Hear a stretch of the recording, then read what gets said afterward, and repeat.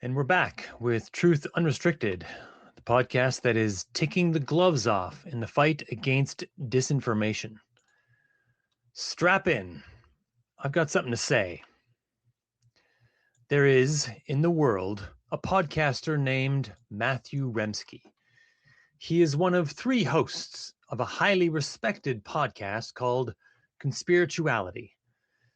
Many people I personally know and who have been on my podcast have been guests on Conspirituality. Though it must be said, Conspirituality is a podcast with a much higher number of listeners and a much larger reach. In October of last year, Matthew Remski began releasing episodes of a new podcast that he does in addition to the Conspirituality podcast. This is called Anti-Fascist Dad. I checked in with it when it began and it seemed interesting, but I wanted to see where Remski would go with it before actually listening. A few weeks ago, I saw what looked like a twist from the Anti-Fascist Dad podcast. After I took a closer look, I noticed that it was not a twist, but a pirouette. And that's the subject of today's podcast. First, I want to address the people who listen to this podcast that know and respect Matthew Remski. I've been a listener of Conspirituality for several years, and it's been a very useful source of information on a large number of wellness and anti-vaccine grifters who use spirituality as a vehicle to deliver unreal ideas. I greatly admire Remski. His prose is beautiful and rich. Even his voice is very pleasant to listen to. So why are we here? Why does this episode of Truth Unrestricted have a title that sounds like I'm criticizing this guy that so many people, including myself, greatly respect? For reasons I've yet to find out, Remski has taken a sharp turn away from conclusions he can support logically with evidence and toward conclusions that are based openly on loose insinuation and conjecture. Matthew Remski is seeing fascists behind every curtain, and we need to talk about it. Some people seem to be able to hold themselves to a firm grasp of reality and within a strict set of logical standards. Others need to have social pressure applied to keep them there. I'm as surprised as anyone that this has come to be necessary for Matthew Remski. But here we go. Episode 25 of the Anti-Fascist Dad podcast is titled Polite Canada Remilitarizes. The title seems a little odd. Remski breaks up his episodes into halves, and the second half is only available a few weeks after the first one drops. It's available right away if you subscribe to his Patreon. For this reason, I had to wait a bit to hear the other half of the episode, which came to be called Mark Carney's Elbows Up Hockey Shtick. He is slick, isn't he? Partly as homage, and partly because I don't want anyone to have to sit through this in one go, I've also broken up my criticism into two halves, and the second part will be the very next episode on this podcast feed. So I listened to both halves of Matthew Remski's episode. It turns out that while most critics of Mark Carney want to say that he's inviting communism into Canada by making trade deals with China, Remski has a completely different criticism. We're going to hear some clips as I go through this, because I always hate it when I listen to someone claim that someone else said something. I want to listen for myself. I want to know it's not an interpretation problem. And I don't think it's necessary to have to go listen separately, so I brought the relevant bits here. Though you absolutely can go listen to his podcast for this episode if that's what you want to do. Remski repeatedly carves away relevant and clarifying context from the story he's telling in order to reshape it for the narrative he's going for. This isn't how the truth is properly related. Deliberately ignoring a piece of reality in order to make your story sound better is going to get you called out. And because I haven't seen anyone call this out yet, it's now my job. As I listen to the Anti-Fascist Dad podcast, I find myself wondering who exactly Remski's audience is. Is it Americans or is it Canadians? He spends a lot of time explaining some things in granular detail that most Canadians would just know.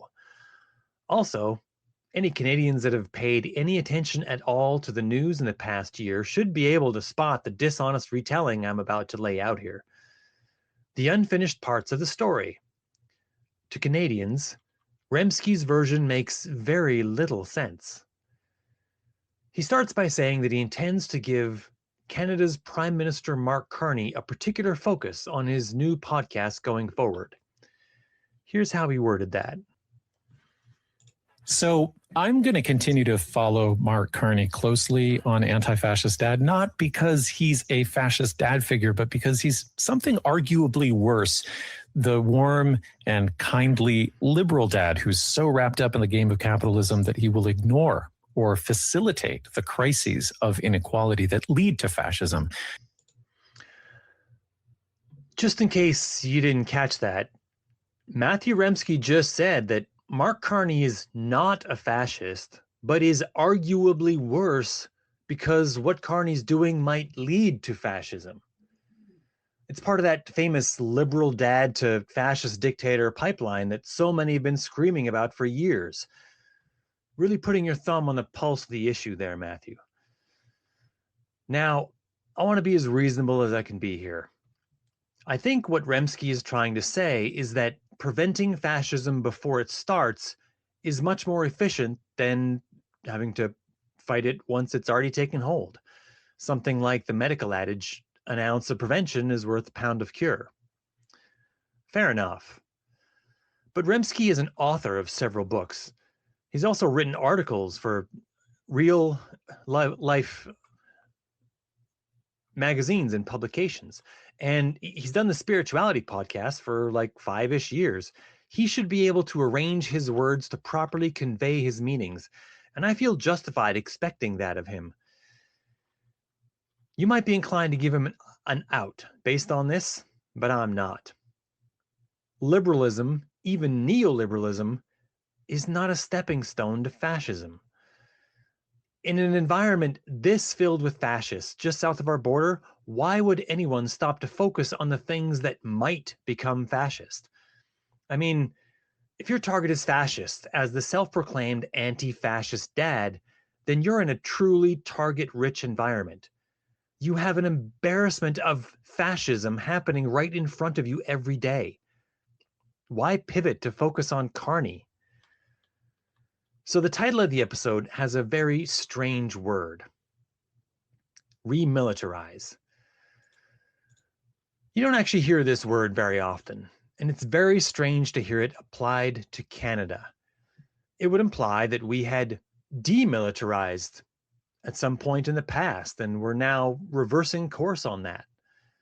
It's not true. Canada has had a continuous military for a very long time. Since 1871, in fact. The budget for that military has fluctuated, but we've always had active duty soldiers. We aren't remilitarizing at all. So why does Remski use this word?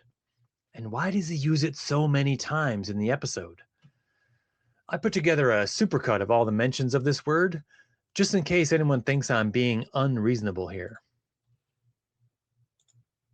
Episode 25 of Anti-Fascist Dad podcast, Polite Canada Remilitarizes.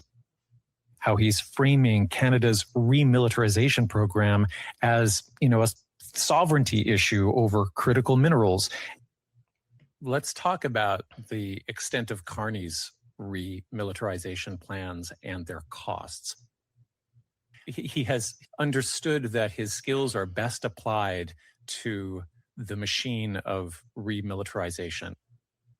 From my understanding, when a country begins to remilitarize, but I think what Carney seems to be doing is to be selling remilitarization as an economic project. A lot of the remilitarization is focused on the far north.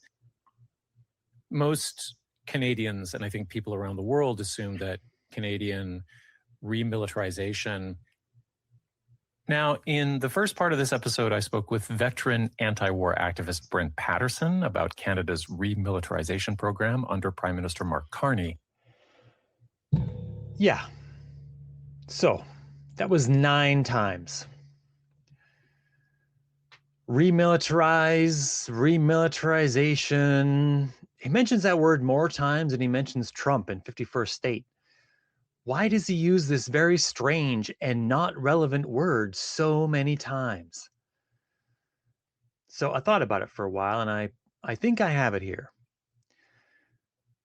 This is the word we use to describe what the Nazis did in 1936. Some background here. After Germany lost World War I, they signed the Treaty of Versailles to secure peace with the Allied countries. As part of that treaty, Germany gave up the right to occupy the region called the Rhineland.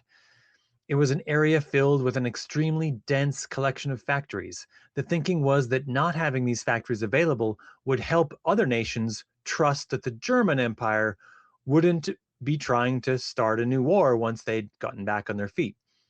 In 1936, Hitler marched 20,000 troops into the Rhineland. The factories that were put into production there produced mostly military hardware. In history, this is spoken of as the moment when Hitler remilitarized Germany in preparation for what would become World War II. Is this why Remski repeatedly shoehorns this word into his podcast script? Because of its historical connections to Nazi Germany? We're left to wonder. But since it isn't a word that best describes Canada, I feel like it's worth asking. The first half of Remski's episode is an interview with a Canadian anti-war demonstrator. There is much that could be said about the wisdom of the methods of these protest groups, but one aspect in particular is worth focusing on for this discussion. Remski and his guest make several unspoken assumptions that must be understood in order for their conversation to make sense. I say unspoken because they aren't perfectly explicit, but there are some clues. For example, the guest quotes a famous Polish-German anti-war demonstrator named Rosa Luxemburg. In 1911, Rosa Luxemburg was saying militarism, whether as armed peace or war, is a legitimate child of capitalism. Right. Much of the rest of their discussion, of their conversation, requires a belief in the purity and absolute truth of this maxim, that capitalism creates war. With this in mind, we can understand their desire to steer Canada away from Carney and his economy-driving pro-capitalist goals. In their minds, this just creates war. If capitalism were the only condition that created war, then they would have a point, right? It becomes simple. Just end capitalism and all the wars will stop. Magic. But history gives the refutation here, thoroughly. Humans have been waging war since well before recorded history. We've only been trying capitalism for the past few hundred years. Also worth noting, capitalism has helped to raise the standard of living for almost every human on the planet in that time, even the ones who don't live in capitalist countries. This plan to end capitalism as a shortcut to ending wars is like throwing the baby out with the bathwater and still keeping the bathwater. So Remski and his guests spend quite a bit of time talking about something called the F-35 purchase. Here's some background. Canada has been buying military planes from the United States ever since Canada got strong-armed into canceling our own combat aircraft development program back in 1959. That's a whole other story. Suffice it to say that I'm still pissed about it. Never forget the Avro Arrow. Canada's Air Force, as Remski accurately relates, is a fleet of CF-18 aircraft originally purchased from the US in 1980. We've been in talks to replace this aging fleet with newer F-35 planes since 2006. The development of these aircraft has gone far over budget and way past the deadline several times. The agreement to purchase 88 of these craft was made in 2022 under Trudeau. So far, we've made payment for 16 of those 88 planes. Remski and his guest speak at length about how the deal to purchase these aircraft from the US makes the idea of an elbows-up approach to engagement with the US a complete lie. I think I need to exactly define what elbows up means in this context. In December of 2024, shortly after he became president-elect, Donald Trump began talking about Canada as the 51st state and Prime Minister Trudeau as Governor Trudeau. This was seen by many Canadians as extremely disrespectful and an incredibly bad sign for our future as a sovereign nation. The overall attitude of the nation was that someone should do something about this, but that it probably shouldn't be Trudeau. Enter Mark Carney, former governor of the banks of Canada and England. Trudeau steps down as the leader of the Liberal Party of Canada. Carney won the subsequent leadership race to become the head of the Liberal Party of Canada and thus Prime Minister. An election was called in short order and Canada was asked who they preferred to be in charge of the country. Meanwhile, Pierre Poilievre seemed to be completely unable to even mention Trump's name. Poilievre spent the entire lead up to the election rehearsing attack slogans that would work on Trudeau, and then refused to change any strategies once Trump and Carney completely reshaped the political situation. Poilievre's inability to publicly address the perceived threat to Canadian sovereignty from Trump led to Carney taking political advantage by claiming that space. This is where elbows up originated. It was inspired by Mike Myers appearing on Saturday Night Live wearing a "Canada is not for sale" t-shirt and motioning upwards with his elbow. In summation, it was a piece of political theater used to communicate the intentions of the then future Carney administration. It clearly differentiated Carney from Poilievre and captured the spirit of the moment at the same time. It is undoubtedly the biggest single reason why Carney won the election in 2025. For everyday Canadians, elbows up would be interpreted as an effort to choose to purchase Canadian products ahead of American products and or avoid the purchase of American products if at all possible. Most people recognize that the nature of the threat was economic and related to trade, and that the health of Canadian businesses was a crucial component to resisting the pressure being applied by, and I want to check my notes on this, still the most powerful nation on earth. With respect to a multi-billion-dollar deal to purchase a fleet of combat aircraft from the United States, it looks particularly bad when the ordinary people of Canada are actively choosing to purchase higher-priced goods in order to support Canadian businesses over American ones. But Canadians also understand that some products don't have Canadian options. This is particularly true of very niche items, like combat aircraft. This doesn't seem to have been obvious to Remski and his guest. One thing that Remski repeatedly notes and has been reported many times in the Canadian news is that these F-35s need software support from the US to continue functioning. There is even some speculation that this software could be used to render these planes completely useless on a whim by the Americans, which puts Canada in an even more precarious situation with respect to an aggressive stance against the United States. But elbows up isn't really about the purchase of military equipment. Elbows up is about demonstrating that you understand the nature of the economic problem we're facing. For Carney, it's about having a fast and easy way to communicate to the Canadian people what approach he intends to take with respect to US-Canada relations. It would be fair criticism to say that maybe Carney hasn't kept his elbows up as much as we think he should have. But I don't think it's honest to frame this solely through the purchase of these aircraft. Let's hear Remski and his guest talk a little bit about this, so you know I'm not building a straw man here.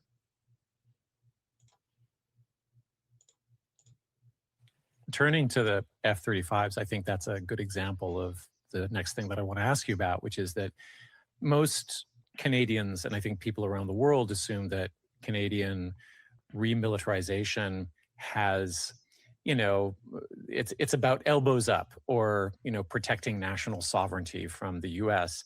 The reality is that the US and Canadian militaries are joined at the hip with regard to supply chains.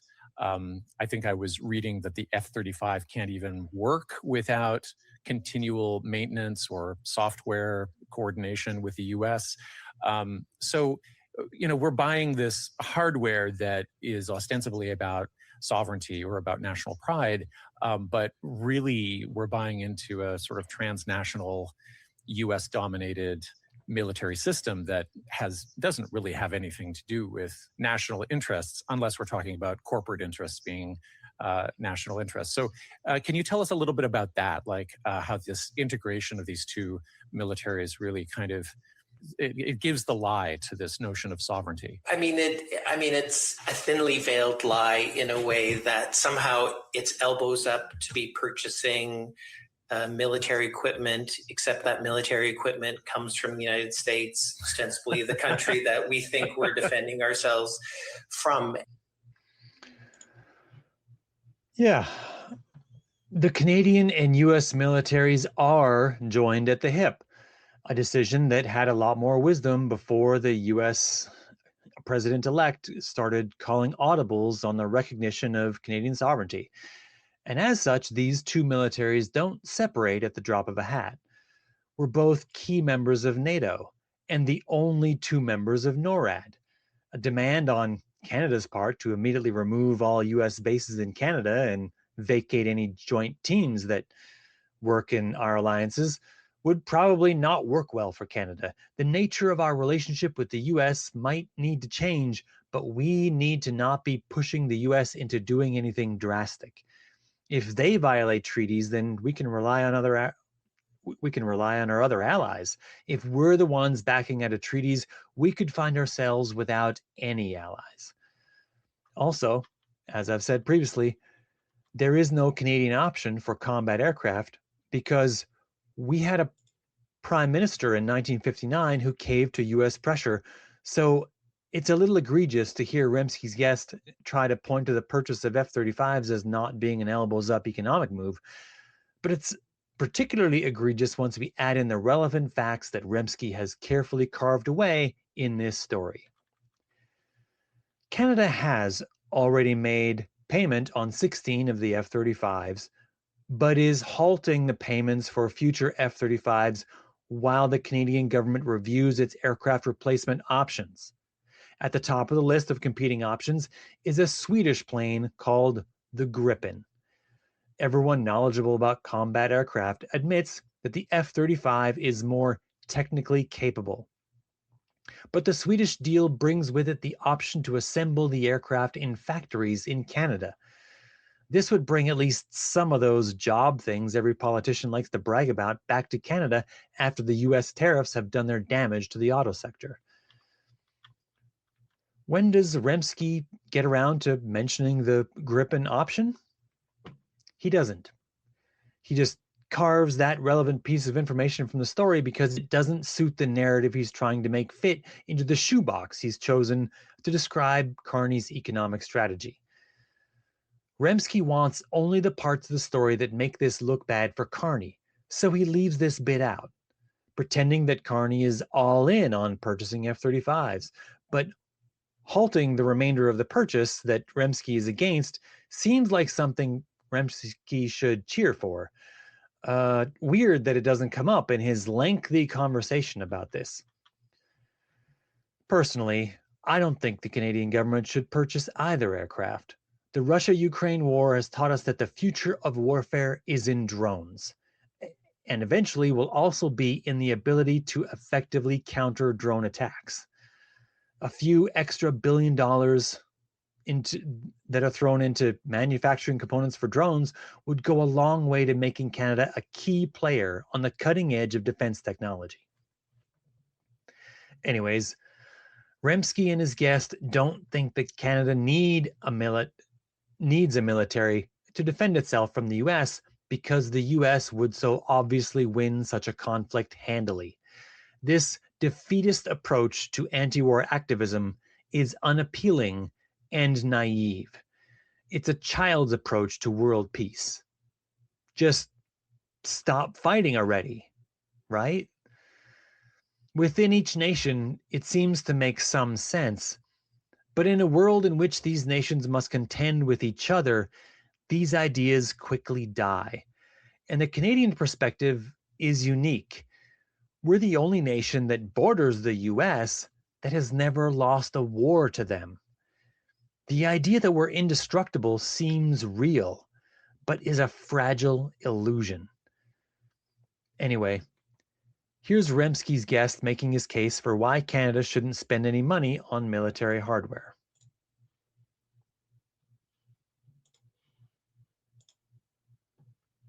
There was a couple kind of mainstream news report, I think Toronto Star, Globe Mail, that kind of thing, over the past number of weeks that were examining this question of increased military spending and Canadians' concerns about a potential US invasion of Canada. And they said, well, such a small chance of that happening, but still it prevails as a concern. But then apparently, the various kind of scenarios have been reviewed, and even with these billions on Canadian F-35s, it's the United States spends $1 trillion a year on the, any sort of sense of Canadian military spending is somehow elbows up and is going to stop that particular threat. That doesn't even really hold up.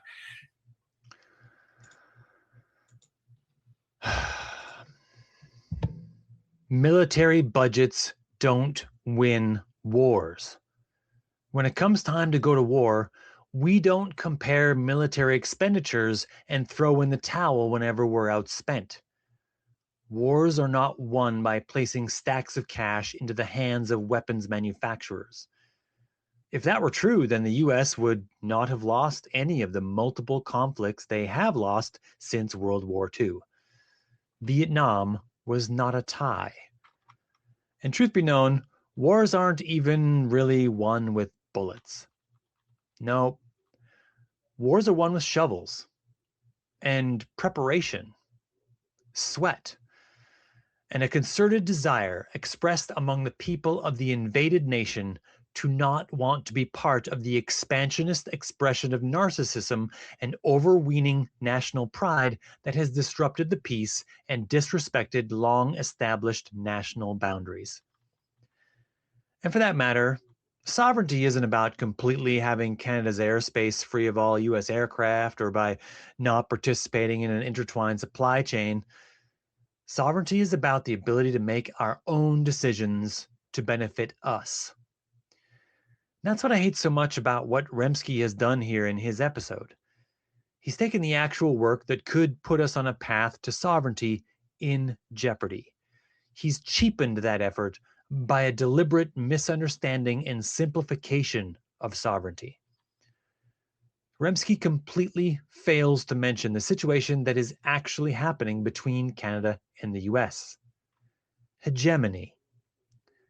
My charge against Remski is that his argument is illogical and naive. It's a bad argument. Here's a more salient view.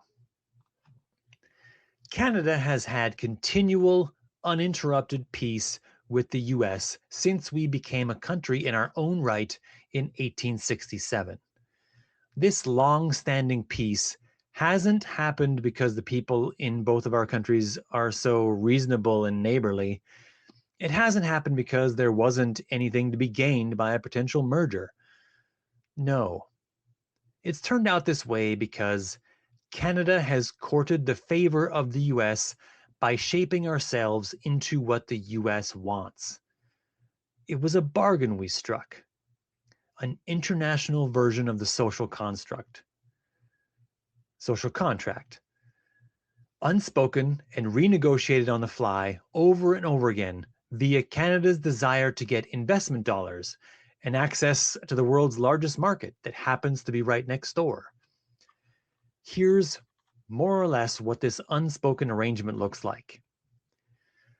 Canada will agree to engage in commerce with the United States, extracting and selling to the US whatever raw materials the US would like that we have. And every once in a while, we also go off and help the US kill some people on another continent. And as part of that bargain, we've told ourselves that we're safe from US expansionist interests because the US is already getting what they want from Canada without rocking the boat, without threatening the rules-based order, because the marketplace provided the framework for the rules-based order, and as long as we were responsibly participating in that marketplace, we were both profitable and safe. But then Trump came along and pierced the veil that we've been holding up to justify not seeing this for what it is. Gone is the lie we told ourselves about being safe because the US was already getting everything it wanted. Along came someone who decided that he wanted more than merely the raw materials. He wouldn't be satisfied until he also got subservience.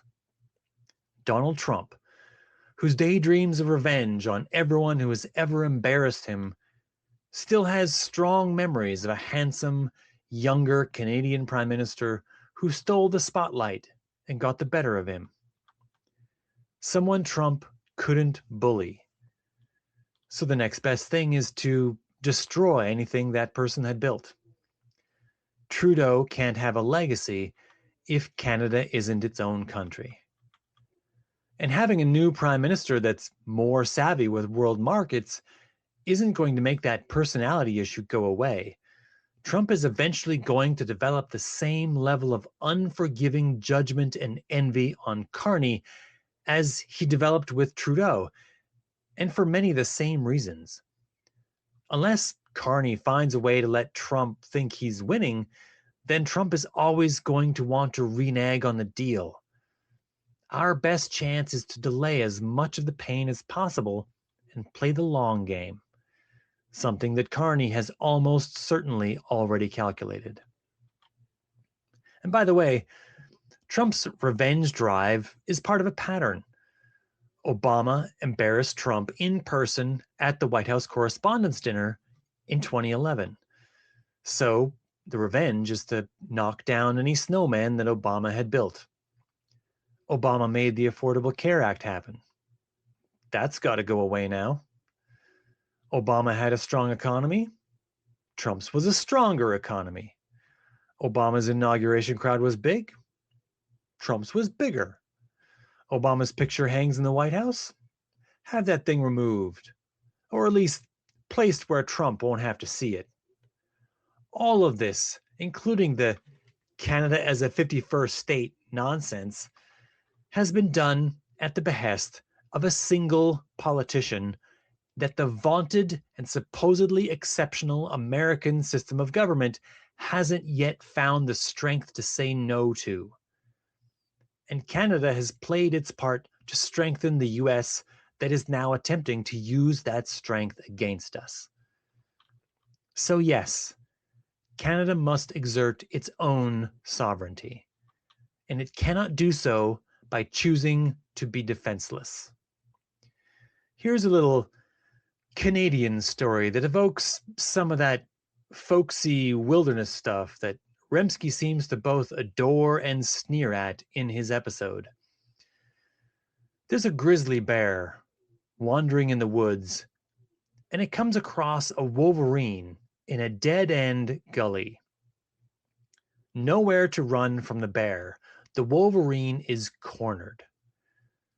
Does the wolverine stand a chance against the grizzly? By the numbers, no.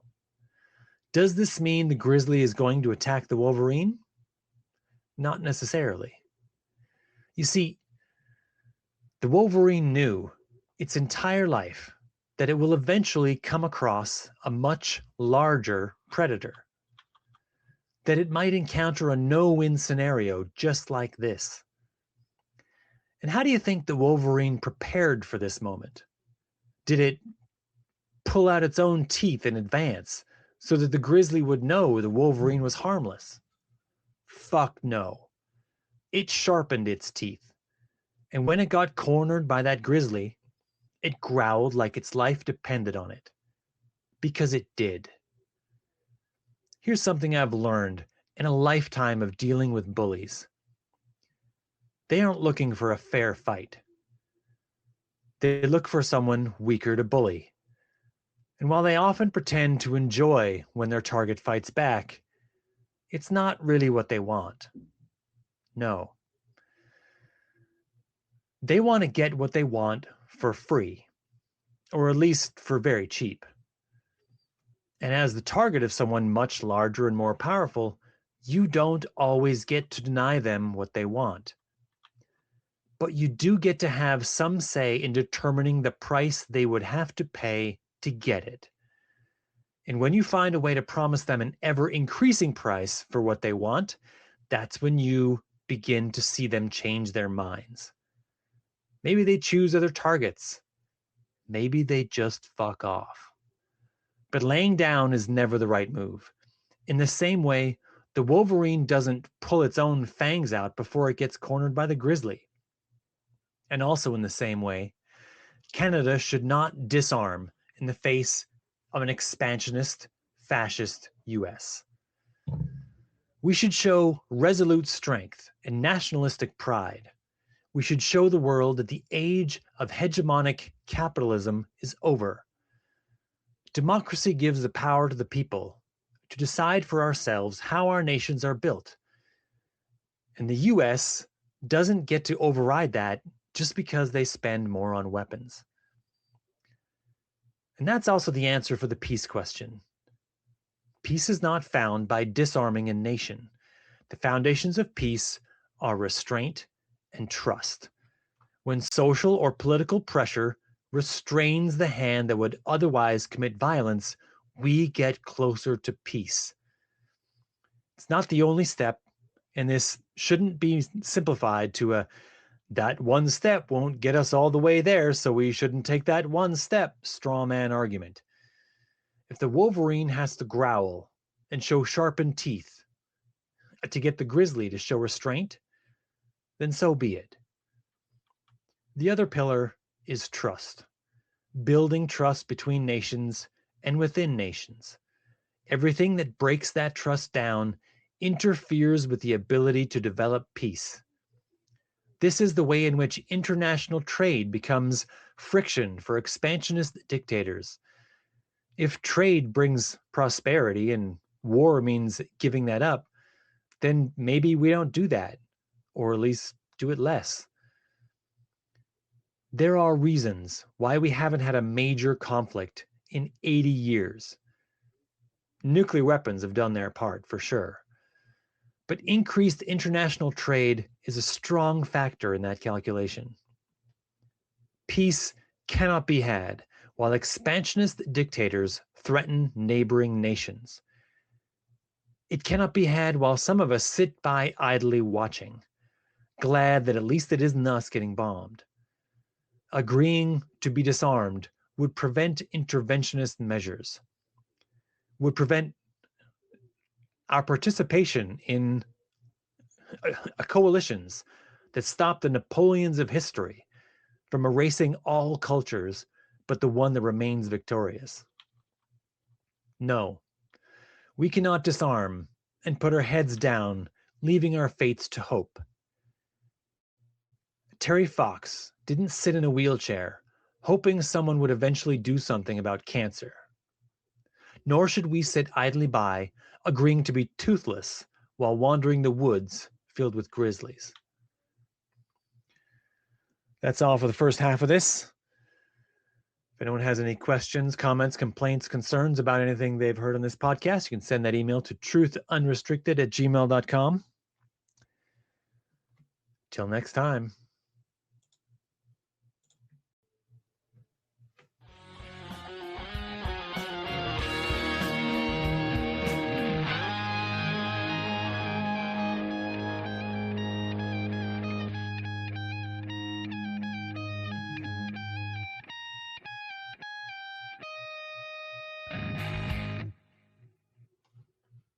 Please remember to rate this podcast as often as possible to increase its reach. Due to the fact that rating algorithms are so incredibly rigged, only 5-star ratings are worth anything. All other numbers might as well be 0 stars. If it's not a 5-star rating, I would prefer none at all. Sorry, I didn't build the system. Please subscribe to this podcast to get the latest episodes brought straight to you and recommend it to whomever you think would enjoy it. And special thanks to Jeff Powell for the theme music. I paid for it by listening to him play his old acoustic guitar until the strings broke back in high school. It was worth it.